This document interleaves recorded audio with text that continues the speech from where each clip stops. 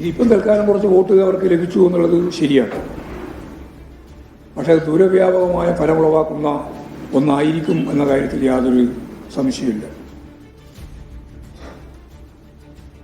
അപ്പോൾ ഒരു ഭാഗത്ത് ഭൂരിപക്ഷ വർഗീയതയെ ഉപയോഗിക്കുക, നേരെ മറുഭാഗത്ത് ന്യൂനപക്ഷ വർഗീയതയെ, അതും ജമാഅത്തെ ഇസ്ലാമി പോലുള്ള സംഘടനയെ പൂർണ്ണമായിട്ടും ഉപയോഗിക്കുക. ഇതാണ് യഥാർത്ഥത്തിൽ ഈ തെരഞ്ഞെടുപ്പിൻ്റെ ഭാഗമായിട്ട് നമ്മൾ കണ്ടത്. ഈ തെരഞ്ഞെടുപ്പിൻ്റെ ഭാഗമായിട്ട് മൊത്തം വോട്ടിൽ വർധനവുണ്ടായിട്ടും യഥാർത്ഥത്തിൽ UDF-ന്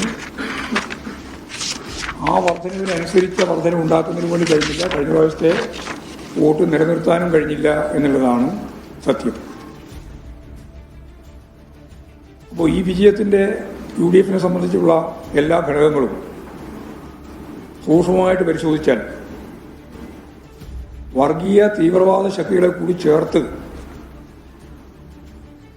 നടത്തിയിട്ടുള്ള തെരഞ്ഞെടുപ്പ് പ്രവർത്തനത്തിൻ്റെ ഭാഗമായിട്ട് അവർക്ക് നേടാൻ സാധിച്ചിട്ടുള്ള ഒന്നാണ്. സ്വാഭാവികമായിട്ടും ഇത്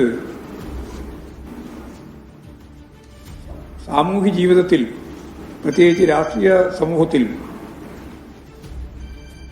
ഗൗരവതരമായ പ്രത്യാഘാതം സൃഷ്ടിക്കുമെന്ന കാര്യത്തിൽ യാതൊരു സംശയമില്ല. മതനിരപേക്ഷ നിലപാടുകൾ സ്വീകരിക്കുന്ന ജനാധിപത്യ ശക്തികൾ ഈ ഗൗരവതരമായ അവസ്ഥ തിരിച്ചറിയണം എന്നാണ് എനിക്ക് ചൂണ്ടിക്കാണിക്കാനുള്ളത്. എല്ലാ വർഗീയ ശക്തികളെയും മാറ്റി നിർത്തിക്കൊണ്ടാണ് നിലമ്പൂരിലെ മതനിരപേക്ഷ ജനത ഇടതുപക്ഷ ജനാധിപത്യ മുന്നണിക്ക് ഇത്രയും വമ്പിച്ച വോട്ട് നൽകിയിട്ടുള്ളത്.